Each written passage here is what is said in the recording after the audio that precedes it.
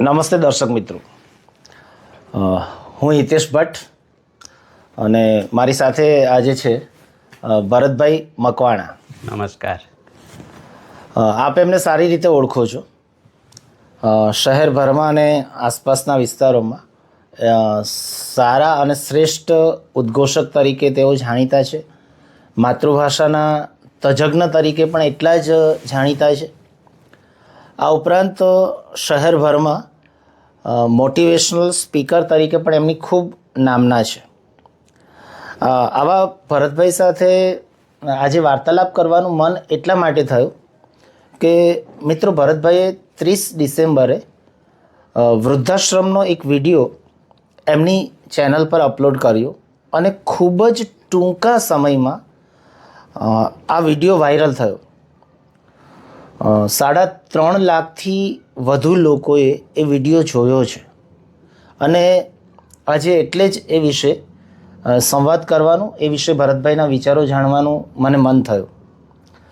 ભરતભાઈ, બીજી ચર્ચા કરીએ એ પહેલાં એક સવાલ આપને એવો છે કે શોર્ટ સ્ટોરી રૂપે આવી વાર્તાઓ રજૂ કરવાનું આપણને મન ક્યાંથી થયું, અથવા તો આ રીતે રજૂ કરવા પાછળનો આપનો ઉદ્દેશ્ય શું છે? હિતેશભાઈ, હું ભાષા શિક્ષક તરીકે મને ગુજરાતી ભાષામાં અને સારા સાહિત્યમાં ખૂબ જ રુચિ છે. લગભગ 25 વર્ષનું મારું વિશાળ વાંચન છે અને આ 25 વર્ષની લાંબી વિચાર યાત્રા દરમિયાન મને જે સાહિત્ય સારું લાગ્યું છે, જે સાહિત્યની સમાજને જરૂર છે, જે સાહિત્યથી સંસ્કાર ઘડતર અને મૂલ્ય ઘડતર થઈ શકે એમ છે, એવા સાહિત્યને સંકલન કરવાનો મને શોખ છે. અને એ સાહિત્યના આધારે જ અગાઉ મારું પુસ્તક કૂપળ ફૂટી આપને પ્રકાશિત થયું, જેનાથી આપ સારી રીતે પરિચિત છો. અને એમાં જે શોર્ટ સ્ટોરીઓ હતી, એ શોર્ટ સ્ટોરીઓના લીધે જ હિતેશભાઈ એ પુસ્તકની 3 આવૃત્તિ 3 વર્ષમાં થઈ હતી. એટલે મને લાગે છે, એવું મને લાગ્યું કે મારું જે વિશાળ વાંચન છે અને જે સાહિત્યની અત્યારે સાંપ્રત સમયમાં સમાજને ખૂબ જ જરૂરિયાત છે, ખપ છે, મૂલ્ય ઘડતર માટે અને સંસ્કાર ઘડતર માટે, તો એ સાહિત્ય વધુને વધુ લોકો સુધી પહોંચવું જોઈએ એવો એક મને વિચાર આવ્યો. કારણ કે અત્યારના સમયમાં ધીમે ધીમે લોકો પુસ્તક વાંચનથી વિમુખ થતા જાય છે, સોશિયલ મીડિયાનો ક્રેઝ વધતો જાય છે. તો આપણે પણ પુસ્તકને બદલે સોશિયલ મીડિયા અને ડિજિટલ માધ્યમથી આ વસ્તુ લોકો સુધી કેમ પહોંચાડી શકે, એવો એક વિચાર આવ્યો. અને એટલા માટે અમારા યુટ્યુબ ચેનલના પ્લેટફોર્મ થકી સારું સાહિત્ય, સારી વાર્તાઓ અને શોર્ટ સ્ટોરીઓ મૂકવાનો મને વિચાર આવ્યો અને લોકોએ એને સ્વીકાર્યું છે, વખાણ્યું છે, એનો મને આનંદ છે. ખૂબ સરસ ભરતભાઈ. તમારા સ્વભાવને ને તમને હું જે રીતે જાણું છું એ રીતે કહીએ તો મકરંદ દવેના શબ્દોમાં ગમતું મળે તો અલ્યા ગુંજે ના ભરીએ, ગમતાનો કરીએ ગુલાલ. વાહ! આપણે એ સ્વભાવ મુજબ જ આ વાતને આગળ વધારી છે.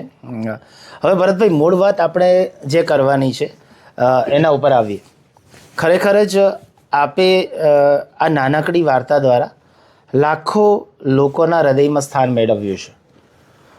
સુપ્ત સંવેદનાઓને જગાડતી અને હૃદયને હચમચાવવાની ક્ષમતા ધરાવતી આ સત્ય ઘટના આધારિત વાર્તાની પ્રેરણા આપને કેવી રીતે મળી એ વિશે આપ વિગતે વાત કરો દર્શક મિત્રોને. હિતેશભાઈ, હમણાં કીધું એમ કે મારું લગભગ 25 વર્ષનું વિશાળ વાંચન છે. આવી વાર્તાઓ ક્યાંક ને ક્યાંક લોકોએ જુદા જુદા માધ્યમથી કદાચ વાંચી હશે. ઘણીવાર તો મિત્રો એવું પણ થાય છે કે એકની એક વાર્તાને જુદી જુદી રીતે એમાં એડિટિંગ કરીને, મોડિફાઈ કરીને, પાત્રોના નામ બદલીને એકનું એક કન્ટેન્ટ જુદી જુદી રીતે કદાચ વાંચવા મળ્યું હશે. પણ મેં હમણાં કીધું એમ કે વધુ સારી જે વાતો છે, જે હૃદયસ્પર્શી છે, હૃદયને હચમચાવી મૂકે એવી વાતો છે, એ વાતો વધુ લોકો સુધી પહોંચવી જોઈએ. અને મને જે ગમેલું સાહિત્ય છે એમાં મને લાગ્યું કે આ વૃદ્ધાશ્રમમાં દીકરાઓ પોતાની માને વૃદ્ધાશ્રમમાં મૂકી આવે છે, ત્યાં સુધી કે માના નિધન પછી અંતિમ સંસ્કાર કરવા જવા માટે, વૃદ્ધાશ્રમમાં જવા માટેનો પણ એમની પાસે સમય નથી. અને બાના મૃત્યુ બાદ એ સંતાનો અને એમની પત્નીઓ બાના ઘરેણાં લેવા વૃદ્ધાશ્રમમાં પહોંચે, આનાથી વધુ કરુણતા સમાજની કઈ હોઈ શકે હિતેશભાઈ? એ વાર્તા વાંચીને તમે માનશો ને, એ વાર્તા જ્યારે મેં પહેલી વાર વાંચીને ત્યારે મારી આંખના ખૂણા ભીના થઈ ગયા હતા કે આ કઈ રીતનું આ જીવન હશે, આ કેવા દીકરાઓ હશે. અને એ વાત મને લાગી કે જો મારી આંખમાંથી જો પાણી આવી જતા હોય તો આ વાર્તા ચોક્કસ જ લોકોને અને સમાજને ગમશે જ, એવા એક વિશ્વાસ સાથે આ વાર્તાને મેં શોર્ટ સ્ટોરી રૂપે એ સત્ય ઘટનાને રજૂ કરી. અને તમે કીધું એમ કે વાર્તાને લોકોએ ખૂબ જ વખાણી છે. માત્ર 5 દિવસના એ વિડીયોના સમયગાળા દરમિયાન લગભગ 3.5 લાખ લોકો સુધી એ વાર્તાઓ પહોંચી. લગભગ 2,500 કરતાં વધુ લોકોએ વાર્તાને લાઈક કરી છે અને લગભગ 60-65 ઉપરાંતની એકદમ જબરજસ્ત અને આપણની આંખ ઉઘાડે એવી લોકોએ કોમેન્ટો પણ કરી છે. એટલે આ હૃદયસ્પર્શી વાર્તા લોકોને ગમી છે એ વાતનો મને આનંદ છે કે લોકોને આવું સારું સાહિત્ય ગમે છે. ખૂબ સરસ ભરતભાઈ, તમે કહ્યું તેમ ખરેખર જ વાર્તા એવી સરસ રીતે રજૂ થઈ છે કે લોકોના હૃદય સુધી એ સીધી જ પહોંચી છે. આપનો વિડીયો વાયરલ થયો અને હજારો લોકો સુધી, લાખો લોકો સુધી પહોંચ્યો. ભરતભાઈ, એમાં હું એવું માનું છું કે કદાચ મેં પણ આ વાર્તા જે છે ભૂતકાળમાં ક્યાંક ને ક્યાંક વાંચેલી કે સાંભળેલી હશે. આ દર્શક મિત્રો, લાખો લોકોએ જેમણે જોઈ છે આ વાર્તા, સાંભળી છે તમારી ચેનલ પરથી, એ લોકોએ પણ ક્યાંક ને ક્યાંક આ વાર્તા અનુભવી હશે, એમનું ધ્યાન પર આવી હશે, સાંભળી હશે, કાં તો વાંચી હશે. પણ આટલા બધા લોકોને એ વાર્તા સ્પર્શી ગઈ છે, એની પાછળ એક વસ્તુ તો ચોક્કસ છે કે આપે જે રીતે રજૂ કરી છે વાર્તા, પેલું કહેવાય ને કે સિર્ફ અંદાજે બયા બાત બદલ દેતા હૈ, વરના દુનિયા મેં કોઈ નઈ બાત નહીં. એટલે આપનો જે વાર્તા કહેવાનો અંદાજ છે, જે હાવભાવ અને સંવેદનાઓ સાથે તમે વાત રજૂ કરી છે, ક્યાંક ક્યાંક ભરતભાઈ મેં પણ જોયું છે કે તમે પોતે પણ ગળગળા થઈ જાઓ છો એ વાર્તા કહેતી વખતે. તો એના કારણે એ સીધી લોકોના હૃદય પર અસર કરનારી નીવડી છે. અને એટલે જ ઘણી બધી સરસ મજાની આપણે કહ્યું તેમ કોમેન્ટ પણ આવી છે. ભરતભાઈ, એના વિશે વાત કરીએ તો ઘણા બધા મિત્રોએ આ કૃત્ય કરનારા દીકરા અને વહુને ધિક્કાર્યા છે. તો ઘણા બધાએ આપની આ શૈલીને, આપની આ વાર્તાને હૃદયસ્પર્શી ગણાવીને વખાણી પણ છે. એમાંથી કેટલીક કોમેન્ટો જે મારા ધ્યાન પર આવી છે એના વિશે વાત કરું તો રમીલા પટેલ કરીને જે આઈડી છે, એમણે કોમેન્ટ કરી છે અને એમને કહેવા પ્રમાણે સમાજમાં આ પ્રકારની ઘટનાઓ વધતી જ જશે, એટલે આપણે વૃદ્ધાશ્રમની તૈયારી કદાચ યુવાનીમાંથી જ શરૂ કરી દેવી જોઈએ, એવો કંઈક ભાવ એમની કોમેન્ટમાંથી દેખાય છે. તો બીજી એક કોમેન્ટ છે ભરતભાઈ, કનક પટવા, એમણે તો ઢાંકણીમાં પાણી લઈને ડૂબી મરવું જોઈએ એવો પોતાનો રોષ ઠાલવ્યો છે. બિલકુલ. તો એ હિતેશભાઈ, તમે જો કે કેટલી આક્રોશની ભાષામાં એમણે આ કોમેન્ટ કરી છે કે સગા દીકરાઓ આ રીતે મા બાપને વૃદ્ધાશ્રમમાં મૂકી આવે છે, અંતિમ સંસ્કાર કરવા માટેનો પણ સમય નથી. એ આખું દ્રશ્ય જોઈને આ વ્યક્તિને કેટલું એ સ્પર્શી ગયું હશે અને કેટલો આક્રોશ હશે કે દીકરાઓ માટે એમણે આવી કોમેન્ટ લખવી પડી છે. બિલકુલ સાચી વાત છે ભરતભાઈ. આવી ઘણા બધા મિત્રોની આવી કોમેન્ટ છે, બધાનો કદાચ નામ સાથે અત્યારે હું ઉલ્લેખ ન કરી શકું. બીજી એક કોમેન્ટ ધ્યાન ખેંચે એવી છે એ હર્ષ ઉદ્દેશી કરીને, એમણે તો મુંબઈની વાલકેશ્વરની એક સત્ય ઘટના, એની ઘટના કેવી પણ કદાચ ઓછું લાગે છે મને, એ કરુણાંતિકાની વાત કરી છે. બિલકુલ. એ વાંચીને પણ હૃદય હચમચી જાય એ પ્રકારની વાત છે. તો ભરતભાઈ, આ બધી જે કોમેન્ટો છે, હું આશા રાખું કે દર્શક મિત્રોને આપે પણ કોમેન્ટ વાંચી હશે અને આપના સ્વભાવ પ્રમાણે દરેક કોમેન્ટને યોગ્ય પ્રત્યુત્તર પણ આપ્યો હશે. તો થોડું કોમેન્ટો વિશે દર્શક મિત્રોને જણાવો. જી હિતેશભાઈ, આપે કહ્યું એમ કે ઘણા બધા મિત્રોએ આ વિડીયોની ઘણી બધી કોમેન્ટો કરી છે. આ તમે કીધું એમ કે દીકરા અને વહુના આ કૃત્યને લોકોએ વખોડ્યું પણ છે અને સાથે સાથે આ વાર્તાની કહેવાની રીતને, મારી જે શૈલી છે એને બિરદાવી પણ છે. સાથે સાથે ઘણી બધી કોમેન્ટોનો મિત્રો સાર એવો નીકળે છે કે એ બધી કોમેન્ટો વાંચ્યા પછી એક વસ્તુ હિતેશભાઈ એટલું તો ફલિતાર્થ ચોક્કસ થાય છે કે સમાજમાં કોઈને પણ આ પ્રકારની ઘટનાઓ તો નથી જ ગમતી. સાચી વાત. કોઈ દીકરાઓ પોતાના મા બાપને વૃદ્ધાશ્રમમાં મૂકી આવે અને મૃત્યુ પછી પણ એમની અંતિમ યાત્રામાં જવા જેટલો પણ સમય ન હોય, આવું કૃત્ય સમાજ બિલકુલ સ્વીકારવા માટે તૈયાર નથી જ. એટલી તો આ ચોક્કસ વાત ફલિત થાય છે અને એ જે આક્રોશ છે એ કદાચ સમાજ માટે એક સારી નિશાની પણ છે કે લોકોને આવી ઘટનાઓ નથી ગમતી. લોકો તો ઈચ્છે છે, આપણી ભારતીય સંસ્કૃતિ છે, ઈચ્છે છે કે મા બાપથી મોટી ધન દોલત આ દુનિયામાં કોઈ નથી. તો એમની એ જિંદગી પાછલી વૃદ્ધાવસ્થા એમનું આપણે સારી રીતે એમને જીવાડીએ, ઉજાગર કરીએ અને પૂરા આત્મસંતોષ સાથે દીકરા દીકરી વહુ પૌત્ર પૌત્રીઓની સેવા ચાકરી લઈ અને દીકરાઓના કુટુંબની લીલી વાડી જોઈને આ દુનિયામાંથી વિદાય લઈ આવું દ્રશ્ય અને આવી પરિસ્થિતિ અને આવા સમાજનું નિર્માણ થાય એમાં ચોક્કસ જ સમાજને રસ છે. કેટલીક કોમેન્ટોમાં તો આજે મારી જે વાર્તા હતી વાસ્તવિક સત્ય ઘટના, એવી જ બીજી સત્ય ઘટના વાલકેશ્વરના જ એક કુટુંબમાં બની હતી. એ પણ આખી કોમેન્ટમાં એ તમે મિત્રો વાંચી શકશો આખી કોમેન્ટો. અને બીજી આવી ઘણી કોમેન્ટો છે કે જેમાં આખી કૃત્ય જે થયું છે એ કૃત્યને લોકોએ ખૂબ જ વખાણ્યું છે. અને આવા દીકરાઓ એ દીકરાઓ ન કહેવાય, એ માના પેટે પાકેલા પથરાઓ કહેવાય. આવો આક્રોશ પણ લોકોએ ઠાલવ્યો છે. પણ આપણે મિત્રો અપેક્ષા, મારો સાહિત્ય હિતેશભાઈ યુટ્યુબ ચેનલના માધ્યમ થકી લોકો સુધી પહોંચાડવાનો મારો હેતુ જ એ છે કે વધુ સારું મૂલ્યલક્ષી સાહિત્ય લોકો સુધી પહોંચે, એમના હૃદયને સ્પર્શી જાય અને કોઈક લોકો આવા કદાચ ખરાબ વિચારવાળા હોય ને એમાંથી પાછા વળે અને સદમાર્ગે આગળ વધે તો આપણી આ જે મારો હેતુ અને ઉદ્દેશ્ય છે એ કદાચ સાર્થક થાય એવું મને લાગે છે. ચોક્કસ ભરતભાઈ, તમે અત્યારે જે વાત રજૂ કરી એમાં એક ઉલ્લેખ કર્યો કે એ શબ્દો મને સ્પર્શી ગયા. હું તમારો મિત્ર છું, તમારાથી તમારા પરિવારજનોથી સુપેરે પરિચિત છું. આપ સંયુક્ત કુટુંબમાં રહો છો, આપના બધા જ ભાઈ ભાંડુઓ સાથે હળીમળી ખૂબ જ પ્રેમથી રહો છો અને એકમેકના સુખ દુઃખમાં દરેક મિત્રો તમારા જે છે એકબીજા આવીને ઊભા રહે છે.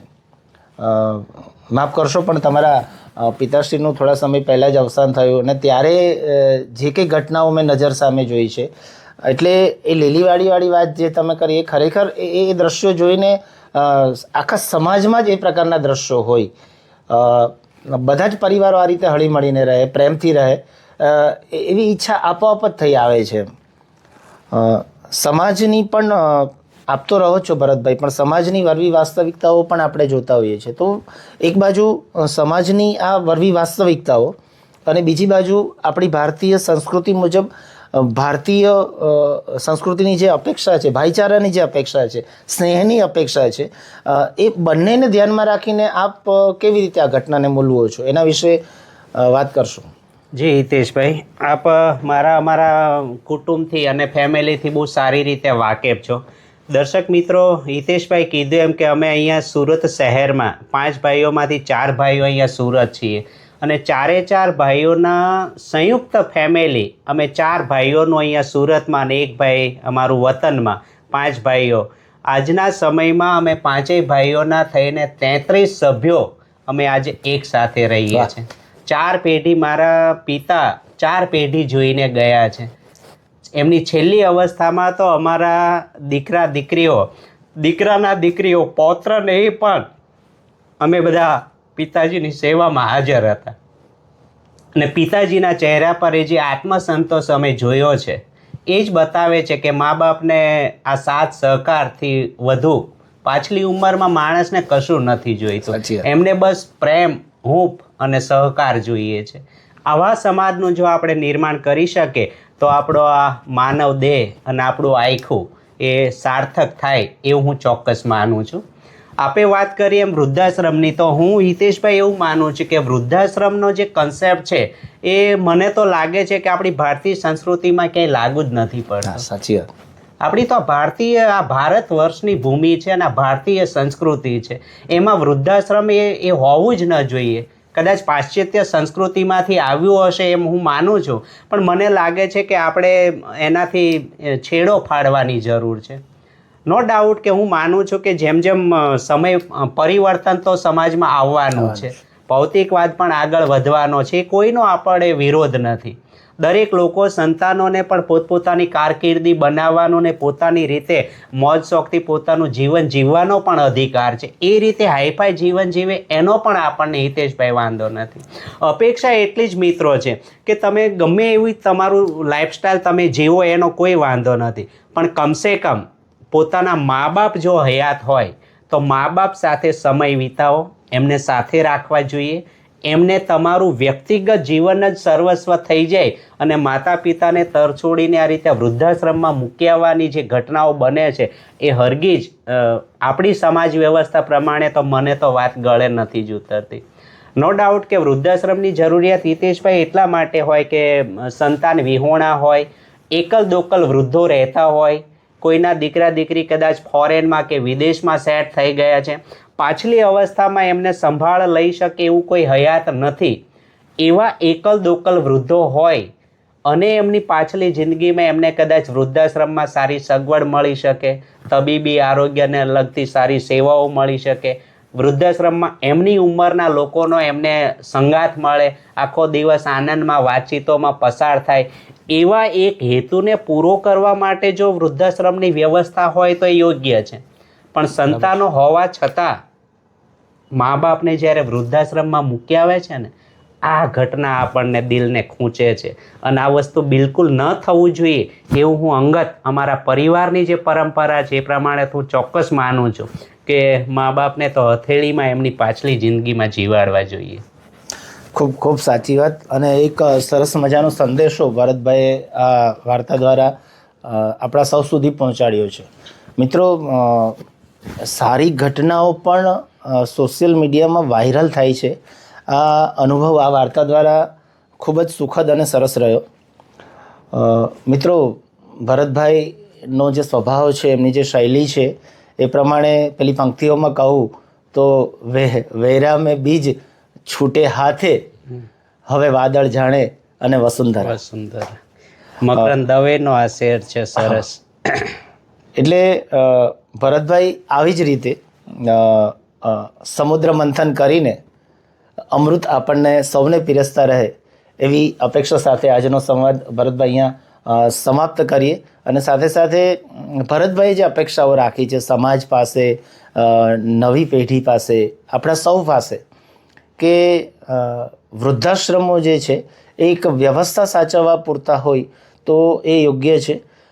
હું તો એવું ઈચ્છું કે આપણા દેશના સમગ્ર દેશમાંથી જેટલા પણ વૃદ્ધાશ્રમો છે એ બધા વૃદ્ધાશ્રમો વૃદ્ધો વિહોણા થઈ જાય અને દરેક વૃદ્ધો પોતાના પરિવાર સાથે હળી મળીને પ્રેમથી રહે, જે આપણી સાચી સંસ્કૃતિ છે. તો નમસ્તે દર્શક મિત્રો. બિલકુલ. હિતેશભાઈ કીધું એમ કે સમુદ્ર મંથન થકી અમૃત વહેંચવાનો ઉપક્રમ હિતેશભાઈ હું ચોક્કસ ચાલુ જ રાખવાનો છું. અને મારી પાસે જે કંઈ સારું સારું સાહિત્ય છે એ લાંબી વાર્તા હોય, ટૂંકી વાર્તા હોય, આ મારા યુટ્યુબ ચેનલના માધ્યમથી વધુને વધુ લોકો સુધી પહોંચે એવો એ પ્રયત્ન મારો હું સતત ચાલુ રાખવાનો છું. સાથે સાથે એક છેલ્લે ભરતભાઈ, હું દર્શક મિત્રોને પણ અનુરોધ કરીશ કે તમને ખરેખર જો આ વાતો યોગ્ય લાગી છે, સારી લાગી છે, ગમી છે, તો આમાં કોઈ તમને એવી પેલા સોશિયલ મીડિયામાં આવે છે મેસેજ, એ પ્રમાણે કોઈ કસમ નથી આપતો, કોઈ પ્રોમિસ આપની પાસેથી નથી લેતો, પણ સારું લાગ્યું છે તો ગમતું મળે તો અલ્યા ગુંજે ન ભરીએ એ ન્યાય, એ વાત અન્ય લોકો સુધી શેર કરીએ. ભરતભાઈની આવી સારી વાતો જાણવા, સાંભળવા માટે એમની ચેનલને આપણે સબસ્ક્રાઈબ કરીએ તો વધુને વધુ એમના તરફથી જે કંઈ સારપ અથવા તો અમૃત આપણને મળે છે તે આપણા સુધી જલ્દી અને સારી રીતે પહોંચતું થાય. એ સાથે આજની વાત ભરતભાઈ પૂરી કરીએ છીએ. નમસ્તે. નમસ્કાર દર્શક મિત્રો.